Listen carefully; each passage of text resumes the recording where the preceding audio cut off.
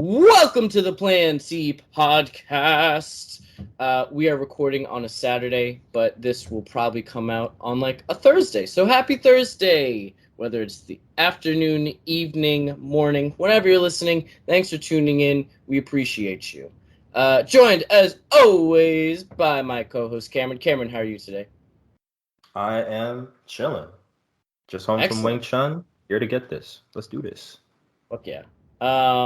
Hopefully, if you are listening to this, Liverpool has done something well in the Champions League final. Go Reds! Anyway, we have a lovely interview with Jahleel Hills today. He is a recent graduate of SUNY Purchase. He is a filmmaker and a performer. He does drums. And he's got some good stuff coming down the tube, so make sure you check his Instagram out at HypeManHills. Make sure you check his website out. Hype man underscore Hills. Hills. I'm sorry, Jahleel. I'm very sorry. Uh, um, Again, make sure you check out his website, JahleelHills.com. And check out some of our stuff at Plan C. At plan_C_podcast. My bad, sorry, Cameron. Make sure you follow Forgetting all the underscores today. all the underscores today, man. They're just tripping me up. Yeah, make sure you follow Cameron Stow_low_. He's got a dope Instagram. Stow.low underscore. No. My bad. My fault. I once it got changed because of the hacking, my brain just went to mush. Anyway, check us out on Instagram, check us out on Twitter, check us out on Spotify, Apple Podcasts, whole 9 yards. We've got a bunch of fun episodes there for you to listen to. Over 2 years of content almost, which is crazy to fucking think. No, it's like almost 2.5 now, which is really crazy to think about and really trippy. Where did the time go? Anyway. That's just life. Yes. Before we kick in this interview, just gotta say I just met Jahleel for the first time today. He's a dope dude, and he's dealing with his work talks a lot about the Black experience, dealing with the police, dealing with some of the tougher aspects, and he does it in a beautiful way. So if you are a creator of color or not, and you just want to show or see how someone portrays that very honestly and very immaculately, I would say stay tuned in this interview. Be sure to check out his stuff, and don't forget the underscore. That's what I gotta say. Enjoy the underscore. Enjoy the podcast, y'all. We're gonna kick it to our into our intro music. Peace, and see you on the other side. Enjoy the interview, y'all. No problem. I still got Plan C. Ladies and gentlemen.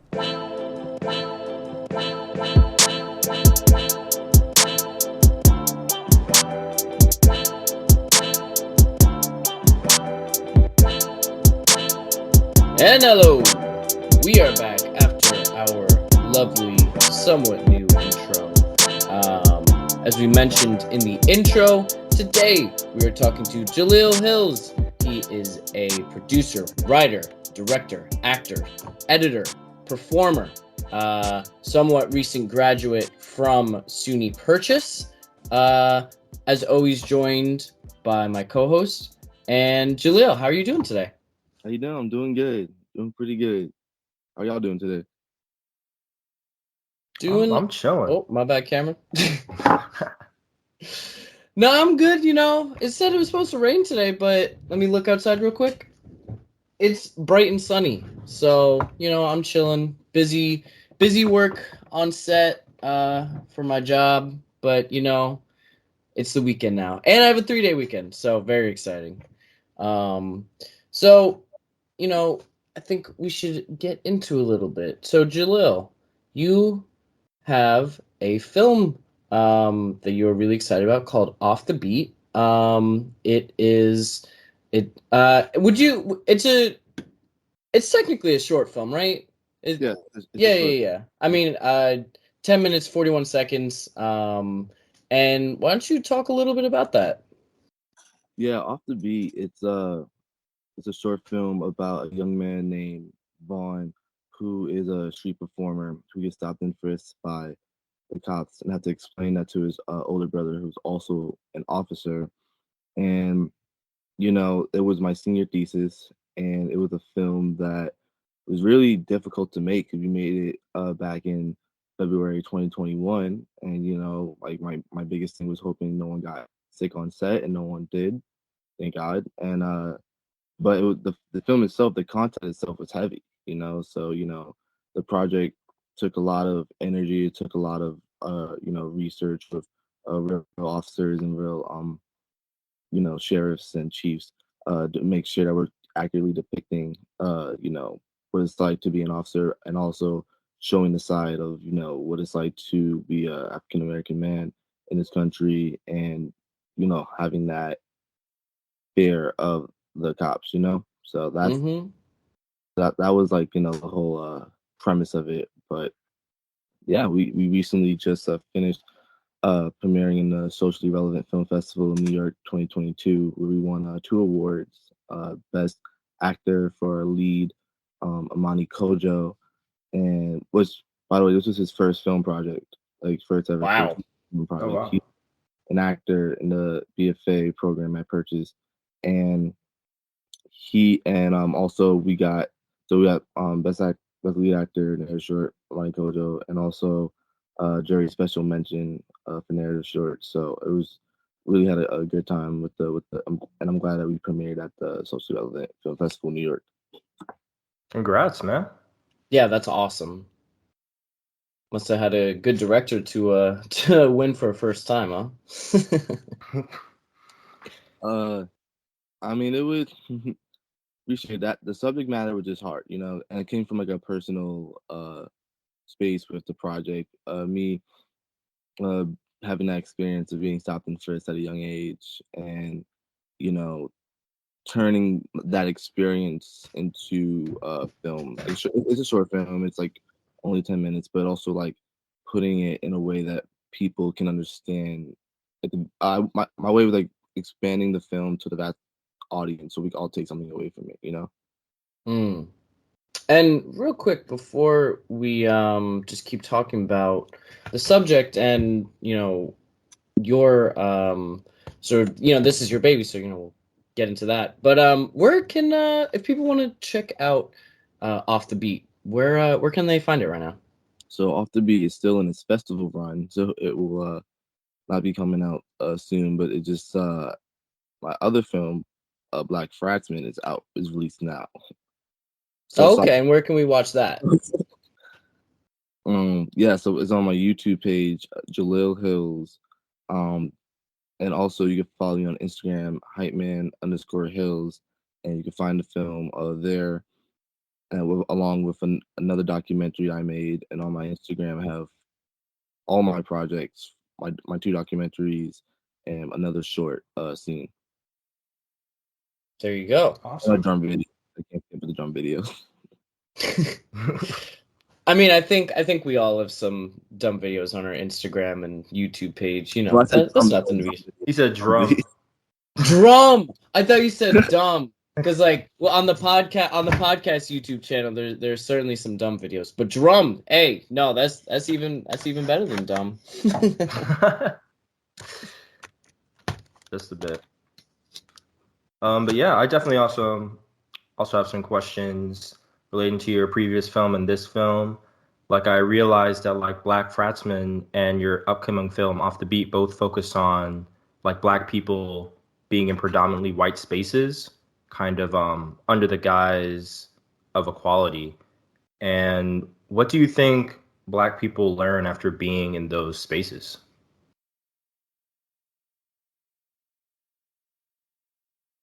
I feel like I don't have the right answer. Honestly, I just want to start by saying that, but I think you kind of learn how to code switch. I feel like when you're in a situation where a lot of people might not know your background and might not know where you come from, and it's like, how do you adapt to the situation and the environment? Kind of like trying to how to, because we're all trying to survive on this earth. We're really trying to adapt in the way that people can understand you and how they're coming from, where you're coming from. So I feel like that's one like thing. I feel like Black people learn like being in.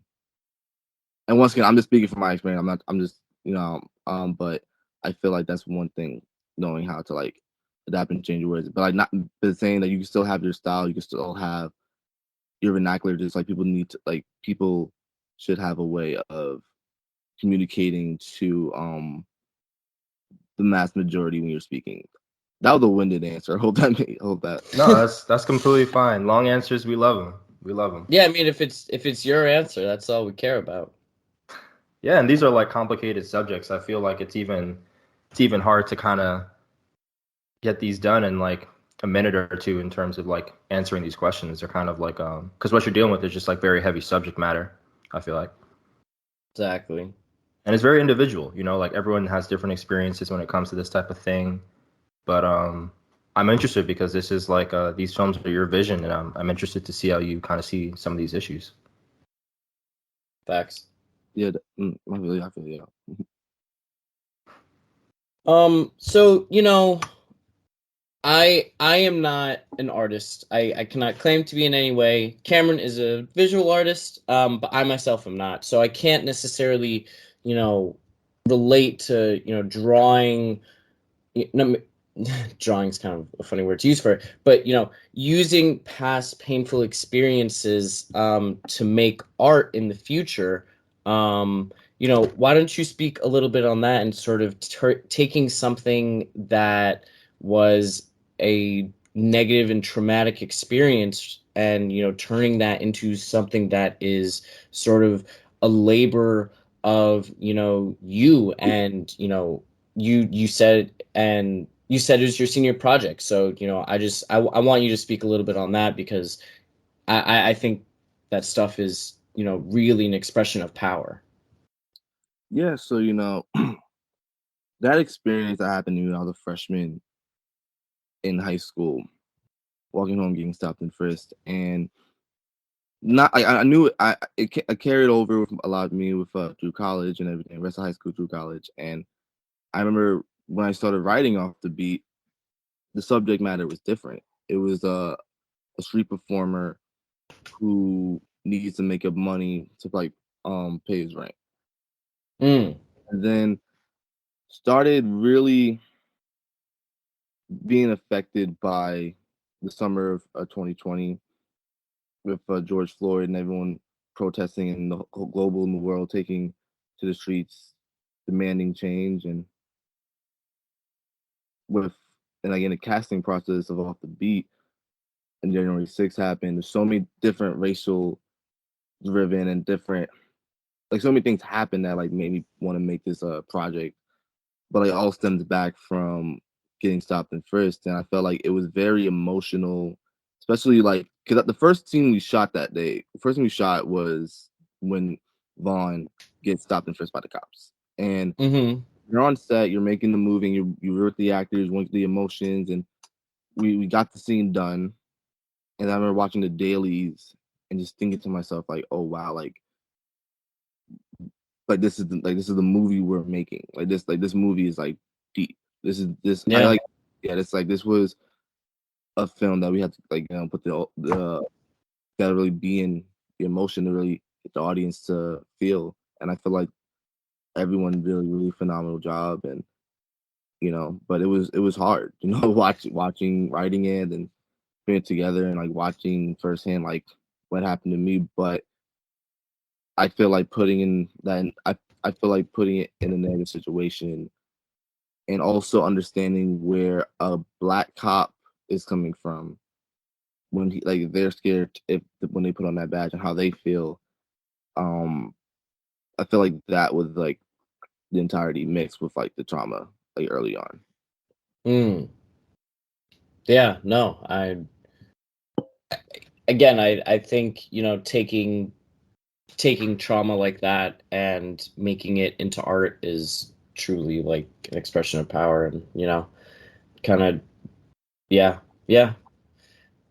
No, for sure. And yeah, I think it's interesting because especially when it comes to like actually performing some of these like experiences, I feel like I've had my experiences being stopped by the police and you know all that type of traumatic experiences, but also for the actors that are in the project doing that. And I was kind of wondering like if some of the performances did they seem like impacted by other people's experiences, especially with all of George Floyd going around, and did that impact how you wanted to kind of tell the story? I wanted to tell the truth, and I really wanted, like, especially like seeing with George Floyd, how in that like especially with George Floyd and how the country reacted, and how we all felt seeing a man die, an innocent man die from the hands of the cops, and going to the protest and seeing the love like that people had just to like really show this country we want change. I felt like the actors' performances in the project were just first one phenomenal. They killed that. And they really drove into the characters. I feel like that was. I feel like their performances really came from a lot, and you know, I knew that was in the back of my mind with everything that's happened in this country, in that country during, especially that year 2020. Going into it, I really tried to hone in on the research and really hone Got in you. on like how like cops feel, how not like black cops feel, how you know, like other people who've been stopped by or had experience, how we feel like when that happens, and really I feel like the actors they use all their a lot of their great crafts for it, and they just knocked it up the park. Word.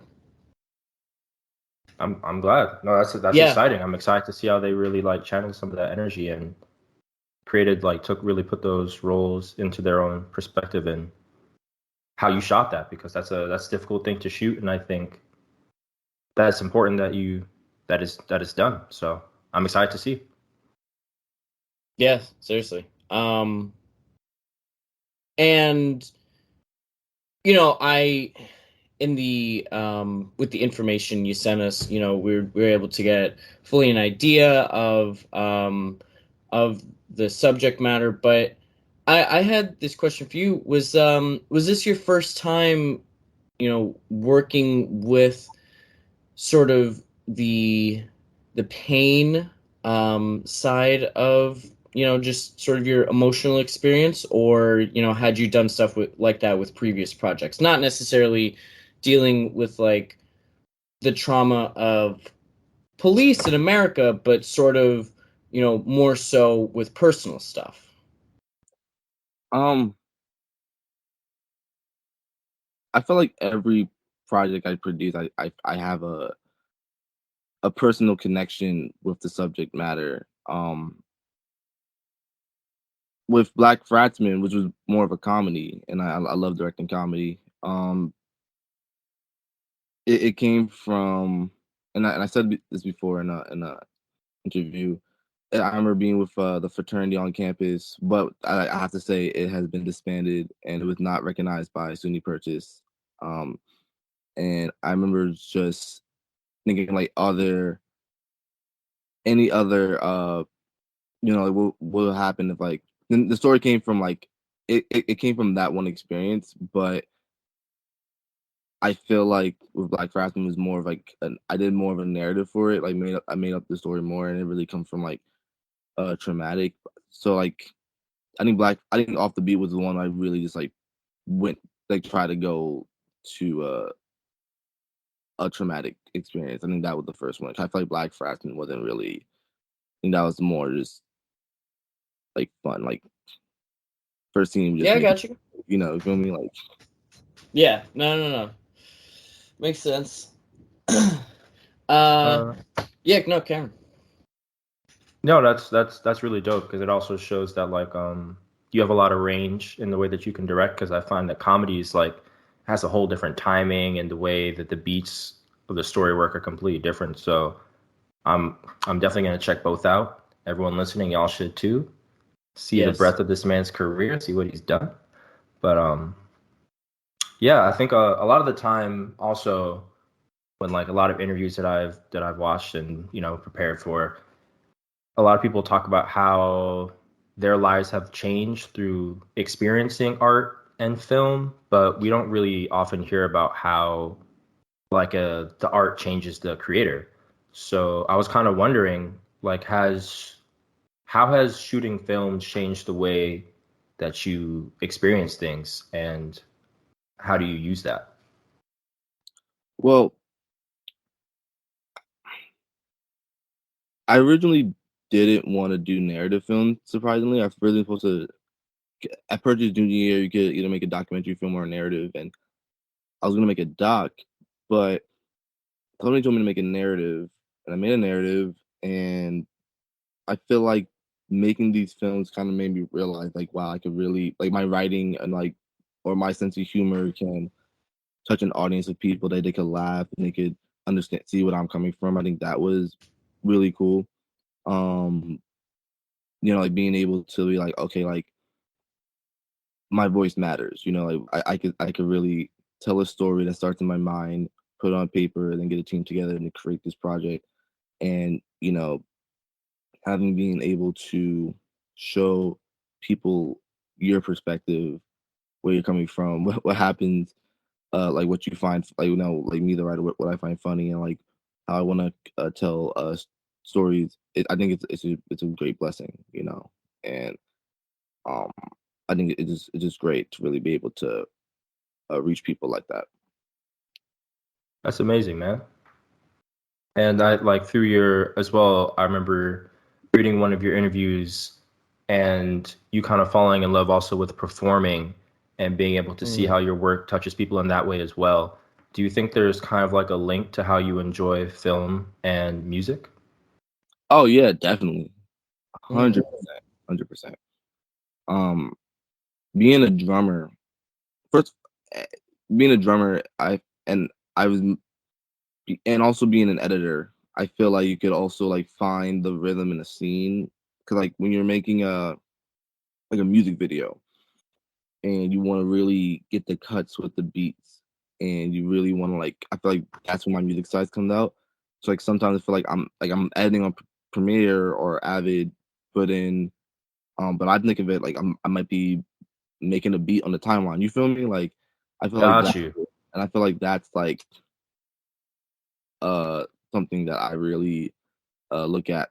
Like that's like one good combination. But like I always loved music and films, like even like musicals, like, and I feel like it's a really great way to connect with folks. No, for sure. That's amazing, man. Thank you. Yeah, there's definitely something like deeper about music and just like and just art, There's that lack of understanding of like why you're feeling, but you're feeling. At least I experience these things because again, I'm not super articulate when it comes to the art and music world. So you have a performance coming up. Very exciting. Mhm. Arlene's Grocery, Fun Bar, Lower East Side, right? Yep. Hmm. Yeah. Why don't you talk a little bit about that? Yeah, Oh, Arlene. Mhm. I'm just gonna interrupt you. Uh, Great promo video. Where's Arlene? Where's Arlene? I just like I was gonna tell you over text, but like I had to tell you. Yeah, I really really enjoyed that. Anyway, what are you saying?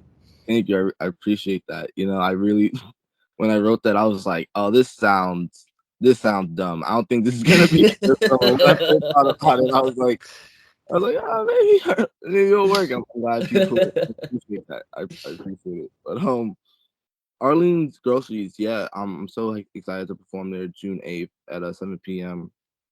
Um, I've heard it's a legendary venue, and like a lot of people have great reviews about it, and a lot of great experience about it. I'm so happy to perform there and like share my talents and my gifts. Um, so I'm excited. It's gonna be cool. Performing, especially being a show's house, snare drummer, being up there, just uh, being on stage and like really showing my personality. It's great. So like I really appreciate being able to perform at this legendary location, this legendary venue. That's amazing, And bro. I Go ahead. yeah, Cameron, now it's all you. Oh yeah, no, I was just I think it's also amazing that you can like really balance your love for filmmaking, and then still have your love for drumming, which you've been doing since I believe you. In another interview, you said you've been drumming since you were 11, which is crazy. That's dedication, man. Seriously. But yeah, that actually also got me thinking because I used to play a lot of soccer, and I found it really difficult to be focusing on art and soccer at the same time. So, how do you balance your I'm, love for music and your love for film? What are you saying? I got. I'm not saying I feel that because I was on the basketball team in high school for 1 week. I get you. They're like drumming the film. I was like, I basketball. It was cool. Don't get me It's, wrong. It was dope to stay in shape, and the team was dope. But I wanted to drum. But yeah, with it's a lot of work. yeah, no, 100%, 100%. Yeah, 100%. I've been dope to be on a basketball team. Side note, my bad. Side note. But now you got me thinking of playing on the basketball team. Nah, maybe not. I don't know. But I believe. balancing filmmaking and drumming. You know what it was? I'm a freshman year. I purchased. I being in the film conservatory, which is a great opportunity at Purchase College, and you know, you're it's a very rigorous schedule, and you have to have a lot of film assignments to do. And I was under the impression I can only do drumming, and you know, excuse me, filmmaking. Excuse me, I can only do filmmaking. So I'm like, okay. And the first semester, I was kind of like, I'm missing something. I was practicing, but I wasn't really doing performances. I was in college trying to focus on film. It wasn't until Aphrodisiac came around, which is a black festival on campus that highlights students of color, and it's a really great it's a really great performance and thing they do at Purchase College campus, and being able to perform there and drum my second semester of my freshman year. I thought to myself, now I have to include this on my college experience.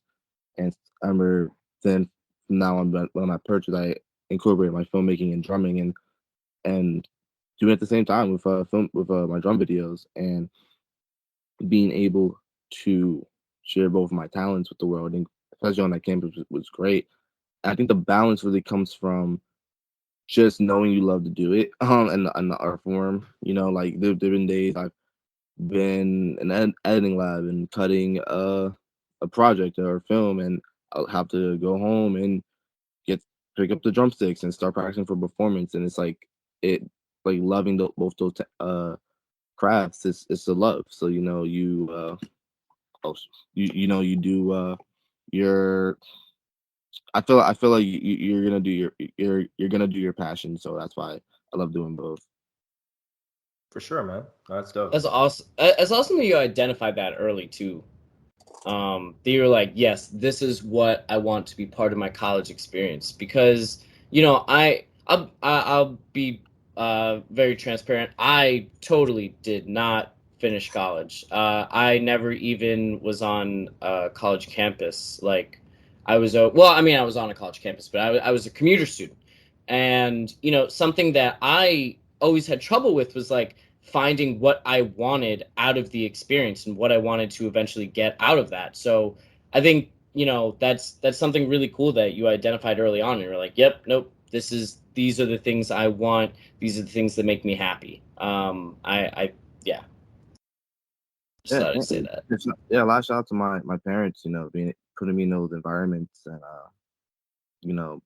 mom telling me to drumline in film school, and my pops, introduced me into music, and a lot of a lot of shout out to my family, but 100%, those are my passions, filmmaking and drumming. Gotta keep going with those. That's awesome. And before we wrap up, something we always like to do on Plan C when we're interviewing somebody is we like to have them give a statement of intent. I think Cameron came up with it on one of our earliest interviews, and it kind of just stuck. And what that is basically you can say anything as specific as you want or as general as you want. You know, you can say, I'm going to get this money in, you know, the next 10 years, or you can say on, you know, fucking July 8th, I'm going to, you know, do this in a certain amount of, or something like that. You know, this is just for you to put something out there that you want to manifest. So you can take a second. I can edit out the time that you maybe want to think about it. But what is your statement of intent? In the nearby future, I'm gonna be doing bigger and better projects. All right, there we go. There we go. We're gonna manifest that for you, bro. And before you go, you got anything you want to plug? Yeah. Please follow me. I sounded so bad. Social media. Please follow me. You know, subscribe to my channel. Let me stop. No. Get it out there, man. Plug yourself, bro. Let them know. Plug. Come on, let's Let go. them know. Where can we find you? My Instagram is hypeman_hills. That's go. hypeman_hills. One more time for the people in the back. That's hypeman_hills. Yes, sir. My website is JahleelHills.com. YouTube, Jahleel Hills. And yeah, I'll be playing Arlene's Groceries on June 8th at 7 p.m. So if you're in the New York City area and you want to, and there's a really great lineup too. Like I'm opening up for some really great acts, some really great bands. So check us out. You know, Arlene's Grocery is a really legendary spot in New York City. So you want to have a great Wednesday night, come through. Come through. So yeah. Shout out Arlene Groceries. And once again, thank you so much, guys, at the Plant C podcast for having me on your show. Really appreciate it. And it's really dope what y'all do. So thanks, guys. No, of course. It was great to meet you, and you know, as long as my call time isn't too early for the next day, Thursday, I definitely come out and support. You know, sounds like a dope time. For sure. Yeah, we're all in Brooklyn. I haven't met you yet, but hopefully we'll run into each other sometime. We all in the city. You know what it is. All right, y'all. Thank you very much for listening. Jahleel, thank you very much for joining us. It was a great interview. Thank you for making time out of your day. I know we were supposed to record yesterday, but you know, just life happens. So our apologies again for that. But thank you again for joining us. Make sure everyone you are checking out Jahleel's Instagram as he plugged it. Hypeman Hills. Hypeman_Hills, correct? Hypeman_Hills, yep. There we go. Hypeman_Hills. Make sure you follow. Make sure you check out his website, JahleelHills.com. Lots of stuff there. There's some great information about the films. And yeah, Jahleel, thank you so much for your time again today. And, you know, look forward to seeing you in the future, man. Looking forward to these big projects. Thanks for having me, guys. Appreciate it. Have a good one. Appreciate y'all, guys. Have a good one, man. Peace. Thank you, man. Nice to meet you.